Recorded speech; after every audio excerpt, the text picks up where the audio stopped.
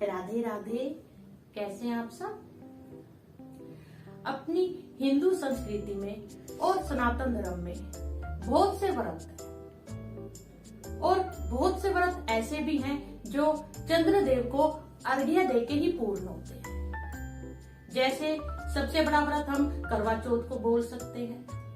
पूर्णिमा होगी जैसे, उसमें भी हम चंद्रदेव को अर्घ्य देते हैं। और हर महीने की जो गणेश चतुर्थी व्रत आता है उसमें भी हम चंद्रदेव को अर्घ्य देकर ही अपना व्रत को पूर्ण करते हैं। अब जैसे इसी माघ मास में सकटी चतुर्थी और तिलकुटी चौथ जिसे बोलते हैं, यह व्रत अब आने वाला है। कईयों को ये लगता है कि हमने चंद्रदेव को अर्घ्य दे दिया और हमारा व्रत पूर्ण हो गया, परंतु यह बिल्कुल ही हम बोल सकते हैं कि चंद्रदेव को अर्घ्य देना आवश्यक नियम है हमारे व्रत का, परंतु उसका ये मतलब नहीं है कि आपने चंद्रदेव को अर्घ्य दिया और आप पिज्जा बर्गर खा रहे हो, होम डिलीवरी मंगा के अपना खाना खा रहे हो। नमस्कार, मैं हूं आकांक्षा और आप सबका बहुत बहुत स्वागत करती हूं आपके अपने YouTube channel Krishna magical world में। आज की वीडियो में हम व्रत में लहसुन और प्याज खाना निषेध क्यों है, इस पे चर्चा करेंगे। सबसे पहले यह जान लेते हैं कि लहसुन और प्याज व्रत में निषेध क्यों माना जाता है। इसके लिए हमें एक पुरानी कथा को सुनना पड़ेगा। यह कथा उस समय की है जब देवता और दानव के बीच में समुद्र मंथन हुआ था। इस समुद्र मंथन में 14 रत्न निकले थे, जिसमें मैं मोटे मोटे रत्नों का नाम बता देती हूँ, जैसे उच्चशर्वा घोड़ा, पारिजात वृक्ष, कामधेनु गाय और विष, और ये लक्ष्मी माता है जो हमारी ये निकली, चंद्रदेव निकले, और रंभा जो अप्सरा मानी गई है स्वर्गलोक की वह निकली। इस प्रकार 14 रत्न निकले समुद्र मंथन जब हुआ, और सबसे आखिर में धनवंतरी जी, जिसे हम आयुर्वेद का जनक मानते हैं, वह अमृत का कलश लेके समुद्र से प्रकट हुए थे। जैसे ही देवता और दानव ने वह अमृत भरा कलश देखा, उनमें छीना झपटी होने लगी। देवता चाहते थे कि अमृतपान हम कर लें और दानव चाहते थे कि अमृतपान हम कर लें। तब श्री हरि विष्णु, जो इस सृष्टि के पालनहार हैं, उन्होंने एक युक्ति निकाली। उन्होंने बहुत ही सुंदर स्त्री का रूप रखा और मोहिनी नाम दिया गया उस रूप को। उन्होंने मोहिनी का रूप धरा और दैत्य और दानवों की एक एक पंक्ति अलग अलग बना दी, और मोहिनी नृत्य करती हुई देवताओं को तो अमृत का पान कराने लगी, और जो दैत्य थे उन्हें मदिरा पान कराने लगी। ऐसे ये क्रम चलता जा रहा था। तभी एक दैत्य वह समझ गया कि जो दैत्य हैं उन्हें मदिरा पान कराया जा रहा है, तो उसने क्या किया, उसने देवता का रूप अपना धर लिया और देवों की पंक्ति में जा बैठा। जैसे ही उसने देवता का रूप धरा, सूर्य और चंद्रदेव ने यह देख लिया, और उन्होंने, सूर्य और चंद्रदेव ने मोहिनी, जो विष्णु भगवान थे, उन्हें इशारा कर दिया कि यह दानव है। परंतु इसी के बीच में जो मोहिनी रूप धरा था श्री हरि विष्णु ने, उन्होंने उस दानव को अमृत की एक बूंद पिला दी थी।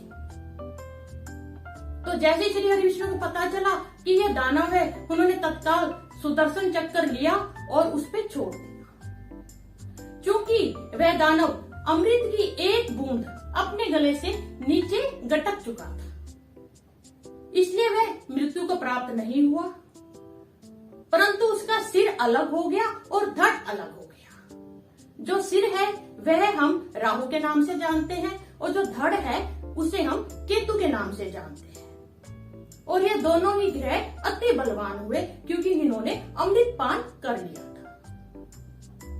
तो जब श्री हरि विष्णु ने सुदर्शन चक्र चलाया और उस राक्षस का जब धड़ कटा, उससे कुछ रक्त की बूंदें नीचे पृथ्वी पे गिर पड़ी। उसी से लहसुन और प्याज की उत्पत्ति हुई। चूंकि वह राक्षस का रक्त था, इसलिए लहसुन और प्याज में अति दुर्गंध हमें आती है और यह तामसिक भोजन में रखी गई है। चूंकि उसने एक बूंद अमृत भी चख ली थी, इसलिए कुछ अमृत का उसमें अंश आ चुका था उसके रक्त में, इसलिए ये लहसुन और प्याज है, यह रोगाणुओं को भगाने वाले भी होते और औषधि के रूप में भी प्रयोग होते हैं लहसुन और प्याज। तो आपने देखा, क्योंकि लहसुन और प्याज एक दानव के रक्त से उत्पन्न हुए हैं, इसलिए इनको तामसिक भोजन बोला गया है और किसी भी देवी देवता के भोग में इसका उपयोग नहीं किया जाता। तो आपने देखा कैसे लहसुन और प्याज व्रत में हम नहीं उपयोग कर सकते। तो मेरा आप सभी जो भी इस वीडियो को देख रही हैं उन महिलाओं से अनुरोध है कि आप अपना व्रत कृपया करके खंडित ना करें। अगर आप चंद्रदेव को अर्घ्य देती हैं, पूरे दिन आप भूखी प्यासी रहती हैं, सात्विक आप भोजन, कई महिलाएं तो भोजन तक नहीं करती, सिर्फ एक बार या तो एक बूंद पानी पीती हैं या सिर्फ चाय या दूध या जूस लेती हैं। जब आपने पूरा दिन इतने आपने संयम से बिताया, तो आप जब चंद्रदेव को अर्घ्य देती हैं तो 2 या 3 घंटे के लिए आप क्यों अपने व्रत को खंडित करती हैं? क्यों लहसुन और प्याज का प्रयोग करती हैं और भोजन में ग्रहण करती हैं? आपको ये चाहिए कि आप चंद्रदेव का जब अर्घ्य दे तो उन्हें भी आप मीठी किसी भी सात्विक चीज का अवश्य भोग लगाएं। वह चाहे हलवा हो, खीर हो, मिश्री हो, चीनी हो, बताशा हो, कोई भी सफेद आप चीज का अर्घ्य देंगी कच्चे दूध का चंद्रदेव को, और भोग में भी उन्हें सफेद चीज ही भोग लगाएंगी चंद्रदेव को, तो वे अति प्रसन्न होते हैं। इसके बाद जो भी आपके घर में ठाकुर जी विराजमान है, या दुर्गा माता को आप मानते हैं, या बालाजी महाराज जी को, जिस भी देवी देवताओं को आप मानते हैं, आप उस मंदिर में भी आप सात्विक भोजन बनाइए और अपने मंदिर में भी भोग लगाइए। आप अपने पितरों का भोग निकालिए, गाय माता का मीठा भोजन निकालिए, कुत्ते का मीठा भोजन निकालिए, और कोई भी आपके घर बड़ा बूढ़ा है या आपकी कोई बालिका बालक छोटे हैं, उन्हें भोजन कराइए।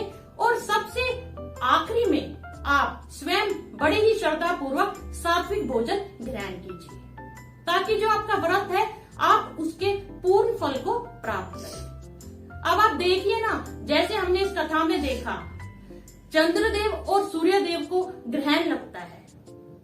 वैज्ञानिक कारण चाहे कुछ भी हो, परंतु अपना जो सनातन धर्म है वह यह बोलता है सूर्य और चंद्रदेव राहु के अत्यंत प्रबल शत्रु हैं, क्योंकि सूर्य और चंद्रदेव ने ही श्री हरि विष्णु को यह बताया था कि यह दानव है जो देव रूप बना के देवताओं की पंक्ति में जा बैठा है।